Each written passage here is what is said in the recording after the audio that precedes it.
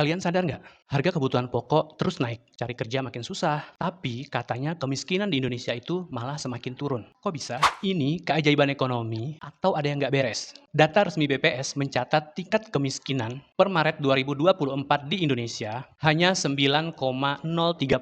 Artinya, katanya sih kemiskinan menurun. Tapi kalau kita lihat realitas di lapangan, banyak orang yang hidup pas-pasan, bahkan banyak yang nggak cukup untuk sekedar makan sehari-hari. Sementara itu, Bank Dunia menggunakan standar garis kemiskinan ekstrem sebesar 2,15 US dollar per hari. Kalau pakai standar ini, jumlah penduduk miskin di Indonesia jauh lebih besar. Bahkan beberapa laporan menyebutkan 40% penduduk Indonesia masih rentan jatuh ke jurang kemiskinan. Jadi kenapa data kemiskinan menurut versi pemerintah Indonesia itu lebih kecil daripada versi data Bank Global? Ini dia beberapa dugaan alasannya. Yang pertama, untuk menaikkan citra pemerintah. Jadi jika angka kemiskinan turun, maka pemerintah akan kelihatan sukses dan mendapat dukungan. Yang kedua, untuk menarik investor. Kalau angka kemiskinan kecil, otomatis yang dilihat oleh investor adalah ekonomi di Indonesia itu stabil.